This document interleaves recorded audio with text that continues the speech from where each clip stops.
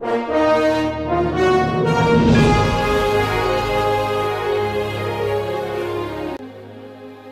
The lord. నేటి అనుదిన వాక్యము లూకా రాసిన సువార్త 12వ అధ్యాయం 15వ వచనము. ఆయన వారితో, మీరు ఏ విధమైన లోభమునకు ఎడమీయక జాగ్రత్త పడి ఒకని కలిమి విస్తరించుట వాని జీవమునకు మూలము కాదనేను. ప్రియ దేవుని బిడ్డలు గమనించాలి.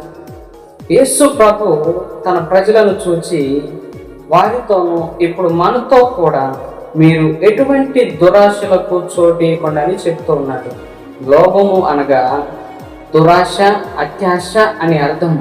కాబట్టి ప్రియ దేవుని బిడ్డలు గమనించి అర్థం చేసుకోవాలి. అటుది మీ జీవితంలో ఉండకుండా జాగ్రత్త పడండి అని దేవుడు చెప్తూ ఉన్నాడు.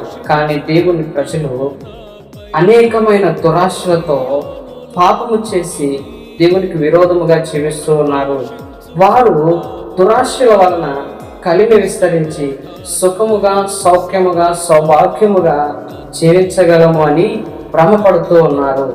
కానీ దేవుని వాక్యంలో స్పష్టమవుతా ఉన్నది, అది జీవము కాదు అని.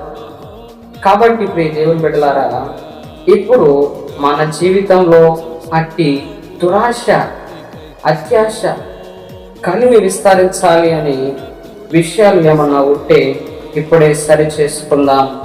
Praise the lord.